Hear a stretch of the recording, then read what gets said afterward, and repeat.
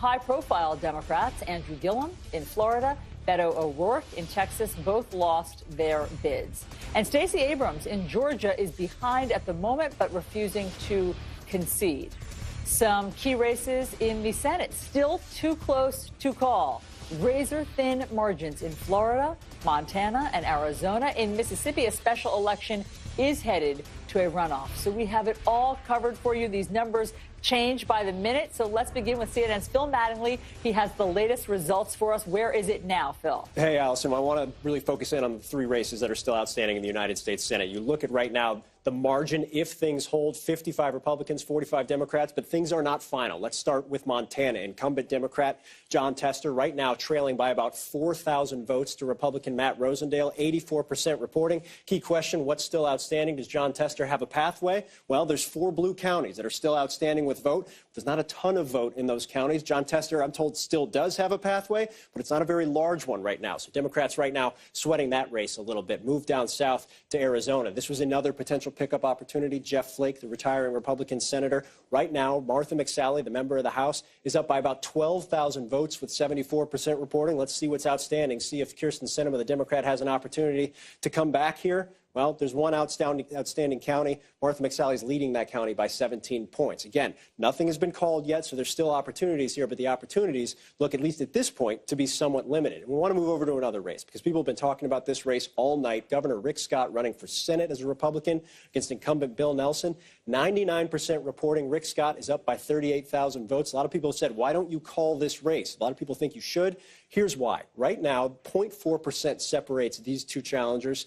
0.5% is the automatic trigger for Florida recount in a statewide race. There's also absentee ballots, which had to be postmarked by today and will likely be counted over the course of the next couple of days. Our decision desk is holding off calling this race until we figure out if there's going to be a recount and if those absentee ballots come in and what they actually say. So that's what's currently outstanding right now. Let's look at a broader sense of the map. And you guys talked about the two very divergent maps between the House and the Senate. If you're Mitch McConnell, you feel very good. Why do you feel good? You've got Indiana circled. You've got North Dakota circled. In Texas, Beto O'Rourke put up a mighty challenge, no question about it, losing by about 2 or 3 points, but he went down as well. Missouri, also a flip. Democrats right now, we knew they had a tough map going into this. They had to defend a lot of Trump-won seats. Democrats lost a lot of those seats. The open question is how big Senate Majority Leader Mitch McConnell's majority will be, not if he will have a majority. We know that's the answer. Let's move quickly, guys, over to the House because there's still some outstanding races there as well. I want to take a look at some of those. Again, you talk about the top-line number that matters. As it currently stands, Democrats are leading or have had races called in 228 seats. Magic number was 218. They're over that threshold. The question is, how big is their majority going to be? Here's the uncalled pickup opportunities that are still out there. 7 for Democrats. And the key ones you want to look up now in California. Just a few minutes ago, when I was on the other set, this race was heading in Republicans' hands. Take a look at it right now. 50-50, 55% reporting, only 82 votes ahead. Guys, these races are going to stay tight. And why they matter when you look at the top line here, yes, Democrats have absolutely won the House. But when you look at races that are a couple hundred votes apart, and there's a couple of them here, you can even go in to Georgia 6. Everybody talked about this in the special election. Right now, it looks like the Democrat may win this as well.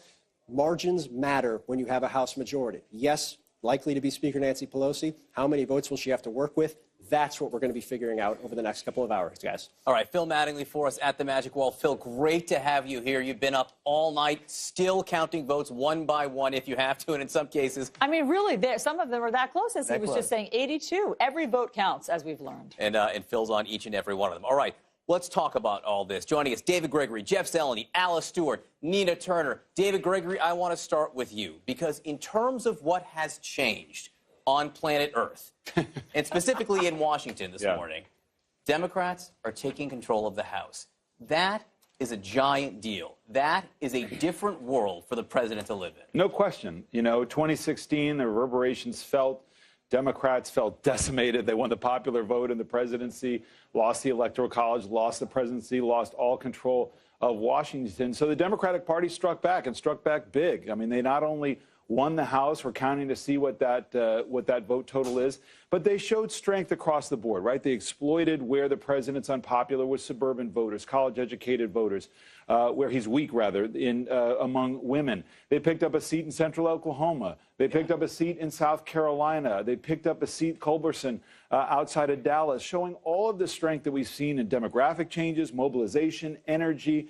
Those races, the governor's races, appear to be disappointing, certainly in Florida, perhaps as well in Georgia, showing that even with demographic changes, even with energy, it's still difficult in the South, in those two states. But Beto O'Rourke in Texas, a lot of strength there.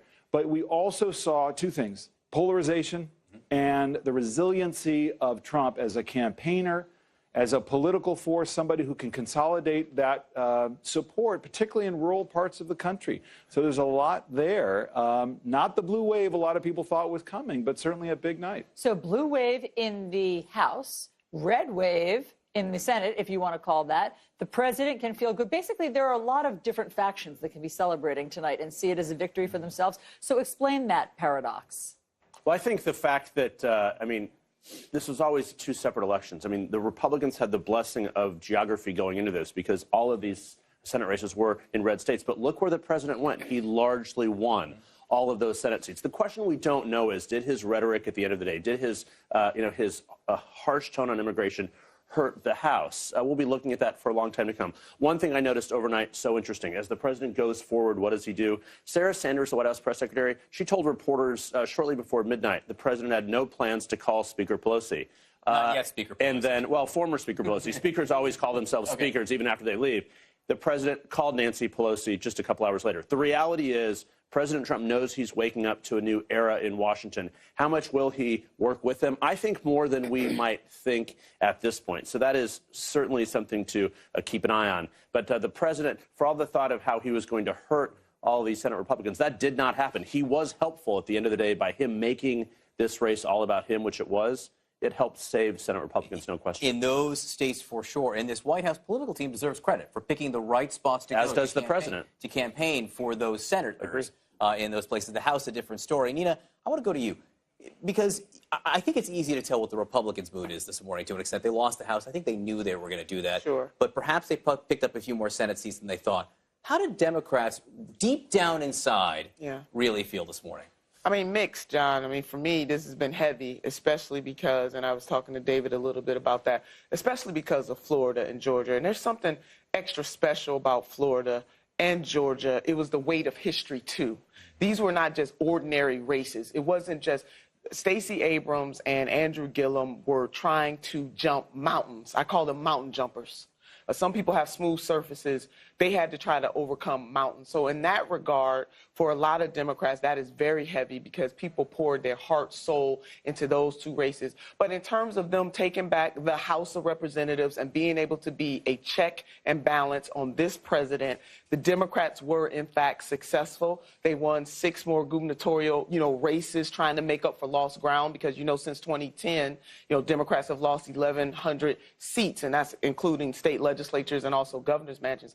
But it has to be mixed. I will say also in Florida, one positive thing did happen, and that is the Second Chance Amendment, where 1.5 million returning citizens, ex-offenders, will be able to regain their right to vote. That has a very powerful impact on the African-American community disproportionately because they are disproportionately, impacted by those kinds of laws. So it's mixed this morning. Alice, same question. How are Republicans feeling this morning? They're feeling justified, given that we knew this was going to happen. This is exactly how it was expected to turn out. The blue wave in the House was something we expected for 3 reasons. One being history. Generally, the party in power loses seats. Another is Democratic fundraising was really strong, so that was beneficial to their candidates, as well as the retirements. We had a lot of Republicans retiring, so that opened up some seats for Democrats to make some headway, and that's certainly the way it happened. I will say, with regard to those 2 races you mentioned in Florida and Georgia, Georgia. Gillum and Abrams ran phenomenal races. They were tremendous candidates. And the good thing is we haven't seen the last of them. They've got great futures ahead of them. These were strong, hard-fought races. But at the end of the day, all the emotion we had behind these candidates, Oprah Winfrey brought out a lot of that in Georgia. The emotion just wasn't enough to match the intensity on the issues that Republicans had. Republicans were very firm on the issues and sticking hard with their core Republican values. That drove more voters to the polls. And at the end of the day, that was beneficial in Georgia, Florida, and as well in Texas. I think the Ted Cruz victory was strong. Well, but I have to add in Georgia in particular, I mean, what the Secretary of State managing, you know, the election process and the voter suppression that has gone on there. So it wasn't just that it was a smooth path for Stacey Abrams there. A lot of politicking went on in Georgia, the racialization of those two races by both the president and the candidates, that also Andrew Gillum and Stacey Abrams, that had a lot to do with it too. Again, it was not a level playing field. That's it. They had to jump mountains. Absolutely. I also want to see, I'm very curious to see what the voting totals are, particularly among younger voters, right? This is what's going to be important. And in a way, I mean, I agree with both of you. We're going to look in 2020 at, as we have started to already, we're going to look at Georgia. We're going to continue to look at Florida. We're going to look at Arizona. These Sun Belt states are going to be where the action is. What Beto O'Rourke did in Texas is shocking, because these states are changing and the demographics are changing. And so they may have fallen short in these governor's races. But, you know, we look at millennial voters, their turnout. But that energy is there and is growing. Well, let me quote Ron Brownstein, who we'll see in a little bit. States like Arizona and to a lesser extent Texas, they're the future of the Democratic Party and always will be, which is to say that it always just seems out of reach. So call me when it happens is sort of my theory on those states. What we did see overnight and into this morning, we're still seeing it in California, is real movement in the suburbs. And, you know, it wasn't long ago where the suburbs, it was the base of the Republican Party, Alice. I mean, George W. Bush made his election based on these suburban areas, and now they're just melting away. You go state by state, and Jeff, to you, melting away here. It's safe to say, a reaction, I think, to the president. Does the White House think this is an even trade? Is this something that they're all concerned about? Is this an area you think the president might try to pivot in the next 2 years? I think it's challenging for him to try to pivot. Frankly, in some of those suburban districts. That's not how he won in the first place. I'm not sure how that is, how he will try and win a re-election. But look at governor's races and other things. This is what concerns the White House, and it should concern the Republican Party as well. Democrats, a very strong night in state legislative races, our early numbers show as well as the governor's race in Wisconsin, a state that the president won, and Michigan, a state the president won. So this is a new landscape for Trump 2020. He is going to start campaigning almost immediately. He liked those rallies. One advisor told me, look, the rallies aren't ending. They are just starting. He liked the feel of this. But the reality here is the president has a choice to make. At the halftime mark of his first term in office, he has a choice to make if he wants to keep on the same path or if he wants to pivot a little bit. And will Democrats allow him to pivot? So much going on there, but he is in charge of so much of this as he brings in a new team, which he's definitely going to do. All right, panel, thank you all very much for all of the insights. Stick around if you would. In Georgia, Stacey Abrams is down but not out in her bid to become the nation's first black female governor. She trails the Republican Brian Kemp by just over 2 percentage points, but she is not conceding at this hour. Our Nick Valencia is live in Atlanta with more. What's the situation at this hour, Nick? Allison, this goes without saying, but it was a very bitterly contested governor's race, and at least right now, officially, it is still not over. Even though 99% of the precincts are reporting and Democrat Stacey Abrams trails Republican Brian Kemp by more than 80,000 votes, she has hope that there are tens of thousands of absentee ballots that could bring 50% of the threshold, that 50% mark that Brian Kemp has, below the threshold, enough to send this into a runoff. This is something that she addressed to a rally of supporters last night during the campaign headquarters at her event there. She said that she knows it's going to be an uphill battle, but it's still a very real possibility. Votes remain to be counted. There are voices that were waiting to be heard. Across our state, folks are opening up the dreams of voters in absentee ballots, and we believe our chance for a stronger Georgia is just within reach. But we cannot seize it until all voices are heard. Abrams didn't mention Kemp by name, but did say that there were people hard at work to, quote, try to take our voice away, alluding to allegations that she made against Brian Kemp of suppressing voters. Brian Kemp is the Secretary of State, a position that oversees the elections here in Georgia, some calling it a conflict of interest. Now, for his part, Kemp didn't declare victory last night at his campaign headquarters, but did say that he is confident that the math is in his favor to win this election. Guys? But, Nick, I mean, how long will it take to count these absentee ballots? Well, the December 4th runoff, that's the mark, but that is the outstanding question, is just how long it will take. 99%, Allison, of these precincts already reporting. The local paper here, the AJC, saying 100% of the precincts are reporting, and is really a sort of a Hail Mary here, those tens of thousands of absentee votes. She's counting on Metro Atlanta, which is, as I mentioned, predominantly progressive, to try to get her over the mark, Allison. Nick Valencia in the middle of it all in Atlanta. Nick, thanks very much. Still counting votes in Montana. Can Jon Tester hold on? Still counting votes in California congressional races. Will the Democrats expand their margins in the House? We are watching all of it, and we're going to talk about what the Democrats might do with this newfound power in Trump's Washington. Stay with us.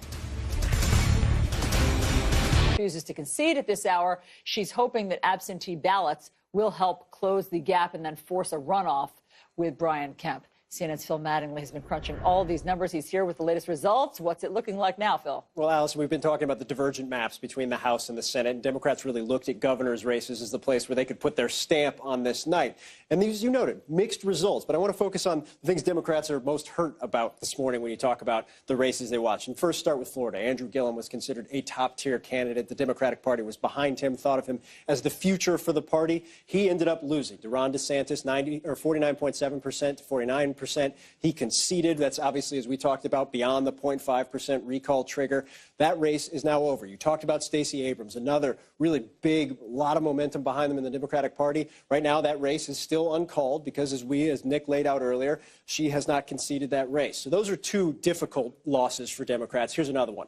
Ohio. If you talk about Ohio, people going into this night thought Richard Cordray, the former director of the Consumer Financial Protection Bureau, had a real opportunity here. Mike DeWine, state attorney general, ended up winning this race by about 4 points.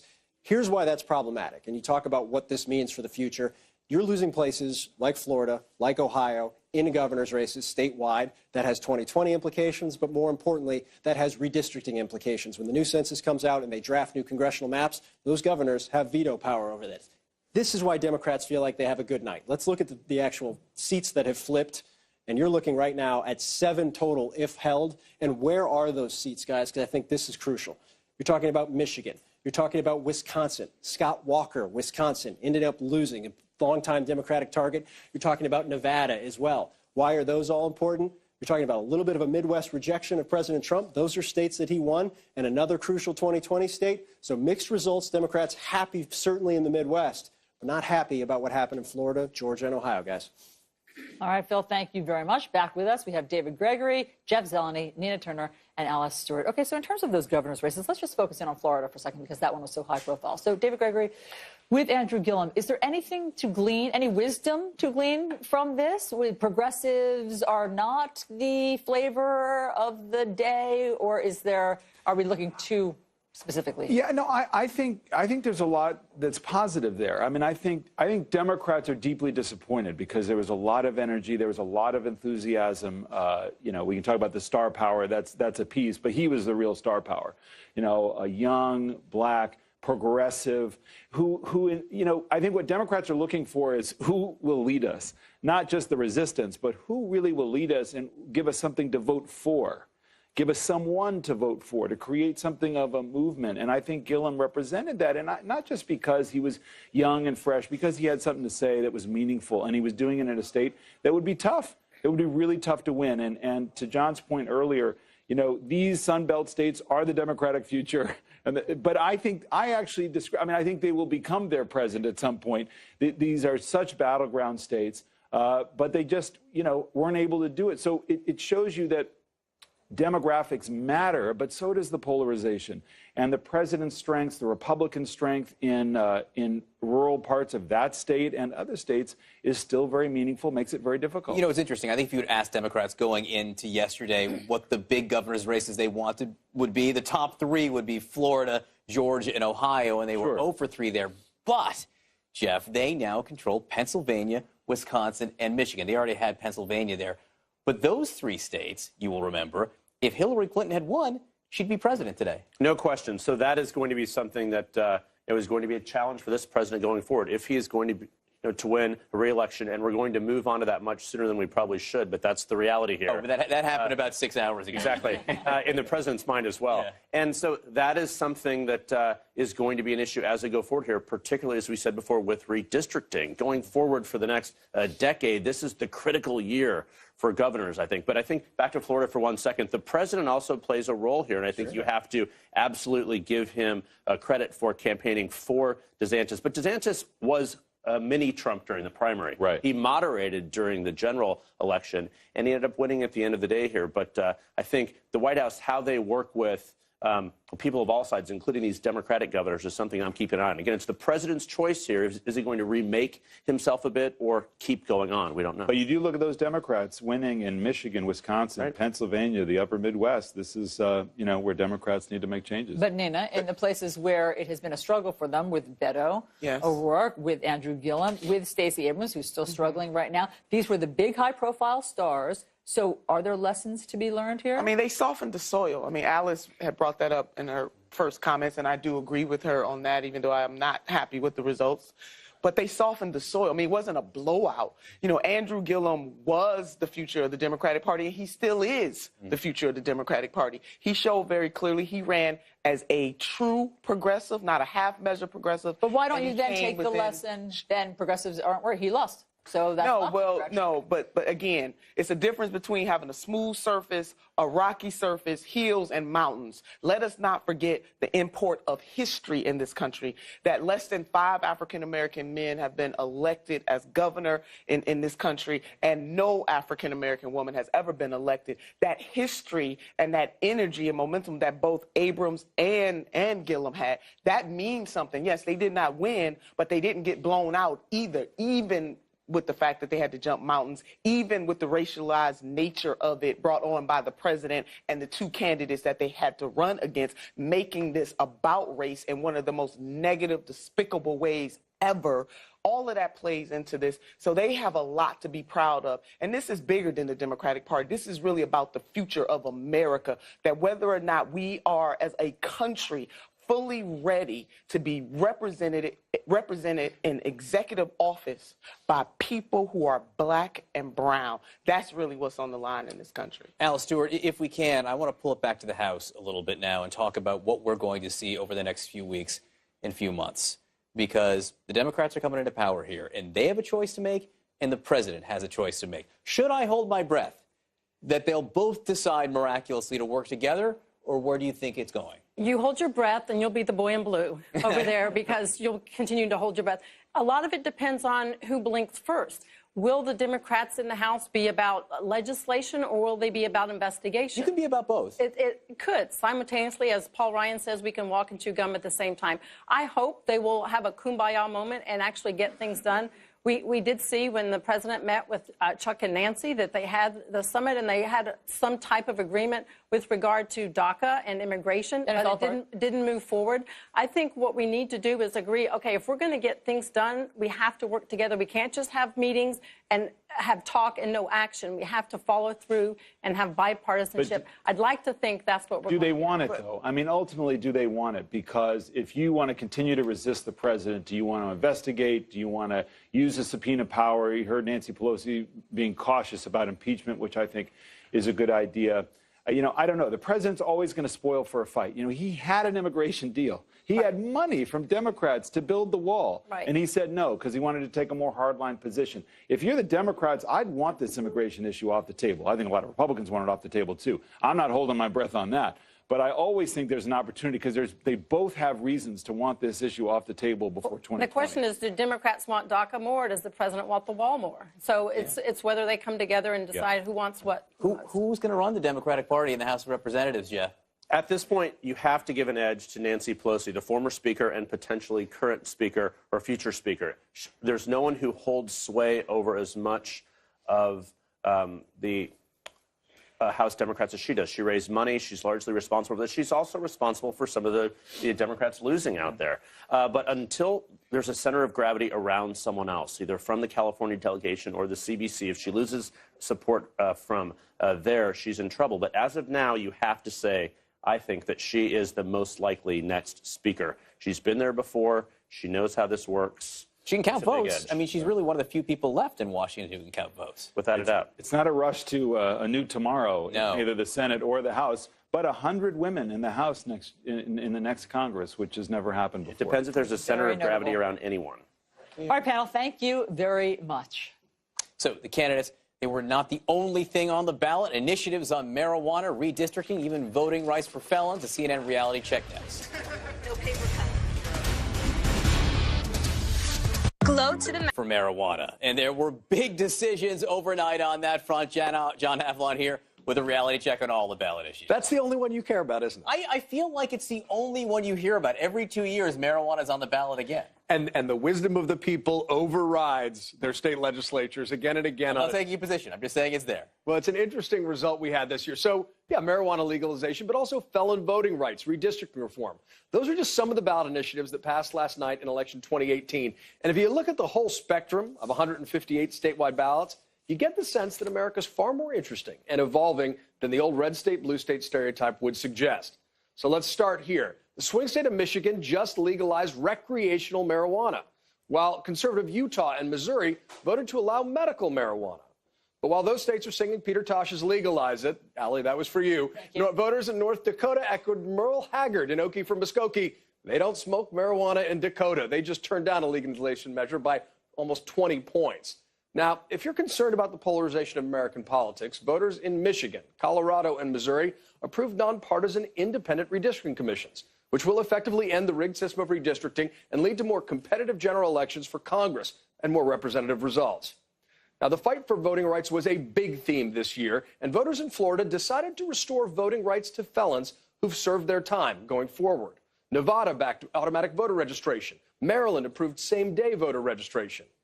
Now, on the flip side, in the South, Arkansas and North Carolina backed requirements to show voter ID at the polls. Now, we all know polls said health care was issue number one for voters this year, and citizens of Idaho, Nebraska, and Utah are now requiring their conservative states to accept Obamacare's Medicaid expansion. It's a big deal. Massachusetts voters refused to roll back transgender rights after passage of a 2016 bill that was backed by the state's now re-elected Republican governor, Charlie Baker. And Alabama backed a symbolic proposal to allow the 10 Commandments to be posted in public spaces, which will almost certainly face legal challenges, while also asserting the rights of anti-abortion principles and, quote, the rights of unborn children in the state constitution. Now, and crimes victims' rights proposal known as Marsy's Law, controversial because it adds costs and complexity to legal proceedings, passed in 6 states throughout the South and West. So that's your reality check. All right. I mean, I really like Sublime's song, I Smoke 2 Joints in the Morning. Really? You went Sublime on that one? Yeah. The song. The song, please. Just, it's, you know. Just the song. All right. Thank you very much. What were the biggest surprises last night? And how about those polls? Did they reflect reality? All of that coming up. Republicans have expanded their hold on the Senate. They are, what, at 51 right now? Yeah. Okay. There were some unexpected results that could tell us what's in store for 2020. Let's bring in CNN senior political analyst Ron Brownstein and CNN politics senior writer and analyst Harry Enten. Before we get to what surprises there were and what's in store for 2020, we have to talk about the polls. Harry, every morning we listened to your forecast. Was your forecast accurate? Has it played out accurately? It seems to me that it did. Our final forecast had Democrats winning either 227 seats on a median or 229 seats on the average. And right now, I believe that they'll probably pick up about 229 seats in the House of Representatives. And let me tell you, I'm not a soothsayer. I don't go to Miss Cleo. I base my forecast on the polls. And so the polls were pretty good if my forecast was pretty good. You stuck it. You stuck the landing on the polls completely. There are going to be people who say, oh, my God, the polls are wrong. The polls are wrong. Harry, you told us what was going to happen. It happened. Maybe you are Miss Cleo. Maybe I am. Ron Brownstein, I want to go to you, though, because I want to know why this happened the way. Explain to me this divergence where Democrats can sweep into the House with, if not a, something like a blue wave, and then Republicans can pick up those. Absolutely. And, people kind of look at it and say, how could these things both happen at the same time? And the answer is that we have 2 divergent Americas that rendered utterly antithetical verdicts on the first 2 years of the Trump presidency. And the key to it, the key to the divergent result last night is this gap that we've been talking about, the widening gap between the voting preferences of whites with a college education and whites without a college education. In the exit poll yesterday, the national exit poll, Democrats won 53% of college-educated white voters. And that was the key to their victory in suburban districts, literally from coast to coast. I mean, we're talking New Jersey, Philadelphia, Detroit, Chicago, Minneapolis, Oklahoma. Des Moines, Oklahoma, Charleston, Denver, Tucson, but not only those, places like Atlanta, where they apparently want a seat, and not to mention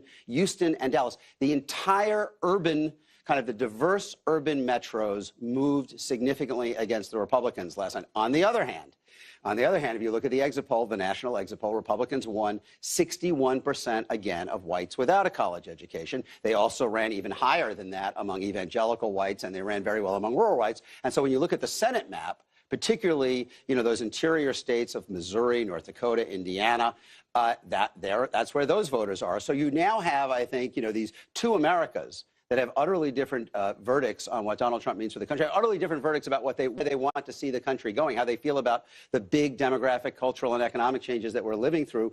And they are now, I think, more separated and more starkly aligned than ever. And to give you your due, this is what you predicted as well. You've been telling us every time you come on New Day to look for that in terms of the college education versus non-college white voters. So. Yeah. You got that right as well. So let's talk about what surprised you both. Since you got a lot right, what surprised you last night? Well, I think the fact was that even though the polls were pretty good, where we saw the errors, they tended to overwhelmingly be in those states that had a lot of white voters without a college degree. So look at states like Missouri, look at states like Indiana, look at states like West Virginia and Montana. Although we got the forecast right in West Virginia and Montana, it ended up being a lot more Republican-leaning than we thought. And then in Missouri and Indiana, it flipped the races the other way. Well, that's the thing. It's not a shock that the Democrats lost in Missouri and Indiana, but the margins seem to be much bigger. Well, look, in this modern world, I mean, you're talking about in all of those states, the Republicans ran about 60% among whites without a college degree. That is what Trump has done. The trade Trump is imposing on the party,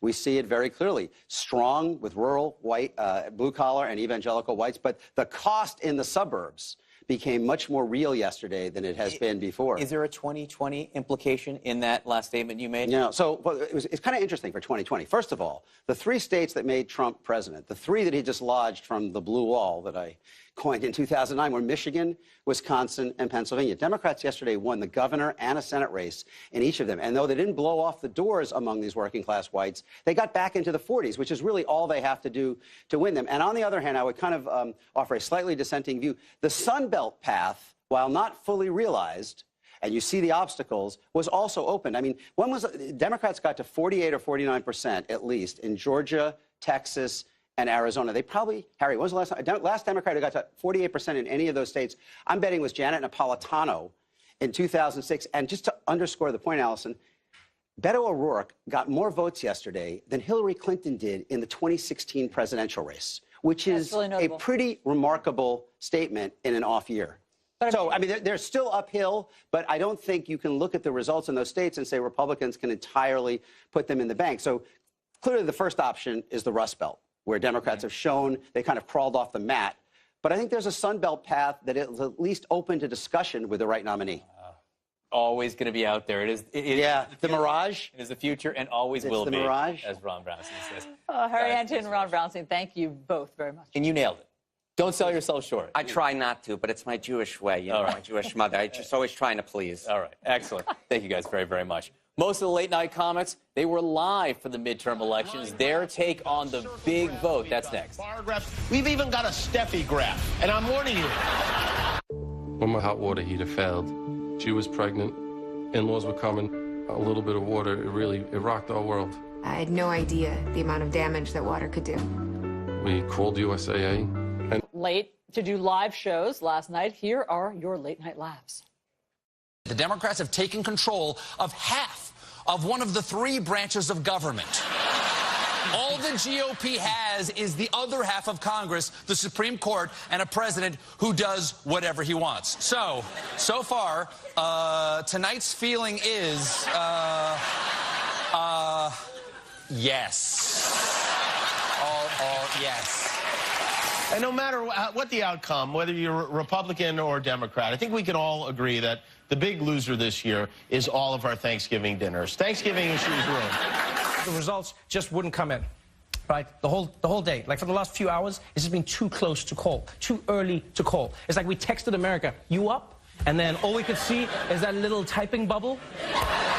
Most of us use a highly advanced smartphone to learn about the candidates, to locate our polling places. We use an app to call an Uber, to navigate through traffic and drive us right to the door in the most efficient way possible. And then we fill out a Scantron in an old lady's garage. And they give you a sticker. People do love those stickers. Oh, everyone's very proud of their stickers today. He's right. People do. People love the stickers. Well, yes, and he makes a point about how antiquated it is. But the other point is that I don't know that we all trust technology at this point and online things. So that's where we're calling. They were so freaking proud they stayed up and did live shows. I don't think I've slept since, 2003 at this point. I can't remember the last time I slept. Basically. There's a little bit of that. Democrats take the House. That is a major change in the power structure of Washington. Republicans expanded their majority in the Senate, and you know what? There are still votes being counted as we speak. We will tell you what is happening at this moment next. In the midterm elections have delivered a split Congress. That's the big headline. Democrats seizing back control of the House by a decisive margin. Votes are still being counted as we speak. Democrats are already vowing to have more robust investigations of President Trump. But Democrats hit a red wall in the Senate. Republicans not only maintained control, but they increased their majority there. President Trump spoke with the once and possibly future House Speaker Nancy Pelosi to congratulate her after the Democratic win. Pelosi celebrated the retaking of the House by saying Americans have had enough of division, and then she hit Republicans. Today is more than about Democrats and Republicans. It's about restoring the Constitution's checks and balances to the Trump administration. It's about stopping the GOP and Mitch McConnell's assaults on Medicare, Medicaid, the Affordable Care Act, and the health care of 130 million Americans living with pre-existing medical conditions. The checks and balances thing is serious. This will be the first time that the president has had to deal with congressional oversight since he's been in office. Look at the exit polls here. Several key factors. The biggest, probably women, especially in the suburbs. Women made up 52% of the overall electorate. They went for the Democrats over Republicans by about 20 points. This morning, key Senate races in Florida, Arizona, and Montana still undecided. In Mississippi, it's going into overtime. There's a special election there that will be headed to a runoff. And in Georgia, Stacey Abrams is refusing to concede the governor's race there. She wants every last vote counted. We have it all covered for you. Let's go to CNN's Phil Mattingly, though, at the Magic Wall, because it's not over in some places. Phil, what are you watching? Yeah, it's not over, and there's actually some really important votes still coming in. Look, let's start with the Senate. As it currently stands, as you noted, it's a little bit of something for everyone, depending on which side of the Capitol you sit on, whether this was a good or bad night. If you're a Republican and you sit in the Senate, this was a very good night for you. Right now, as things currently stand, Republicans lead in 55 seats. They would have a 5-seat total majority. Democrats in 45. However, one of those states that's currently red, Montana, still outstanding vote. And guys, I want to dig in here because it's really important. Matt Rosendale's lead has dropped since we last spoke to about 1,500 votes. And earlier I said Jon Tester, the Democratic incumbent, has a narrow pathway. I'd like to revise that. He has a clear pathway now, not a guaranteed pathway, but he has a pathway. 94% reporting. So the question is, what's still outstanding in the vote? Look at what's still outstanding. Jon Tester trailing by 1,500 votes. 5 Democratic counties basically are still outstanding. And Jon Tester, while there's not a ton of vote in all these counties, he very clearly has an opportunity to pick up 1,100 votes, 1,200 votes in these counties, potentially pushing over the top. We're going to have to keep a very close eye on this right now. The Democrats starting to feel a little bit better about this race. A little bit different down in Arizona, another state we still haven't called yet, still waiting to see what happens. As it currently stands, Martha McSally, this is for the open seat that Senator Jeff Flake, a Republican, decided to retire. Martha McSally, the Republican, currently 14,000 votes ahead over Kyrsten Sinema, a House Democrat who's running, 75% reporting.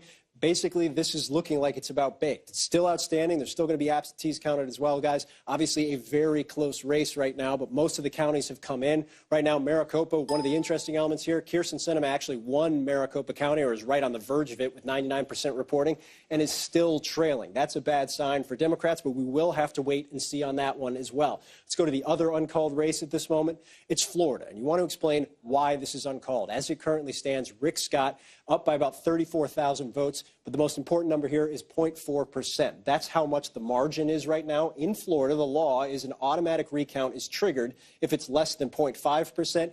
That's where it stands right now. There's still absentee ballots coming in, or that had to be postmarked yesterday, that they'll be counting over the course of the next couple of days. That's why it's not called yet, as people wait and see. That's what our decision desk is waiting for. So keep an eye on Florida as well over the next couple of days. Now, again, I said, if you're Mitch McConnell, the Senate Majority Leader, you're looking at this map and you're very happy. You're looking at Democrats who had a lot of races in Trump country. Well, they lost a lot of those races. They lost in Indiana. They lost in Missouri. They lost in North Dakota.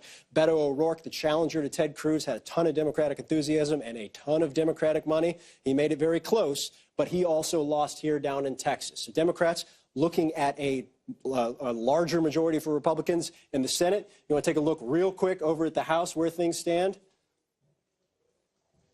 Basically, guys, Democrats right now, the top line number, 229 seats, 218 is the majority. Still some races outstanding in California.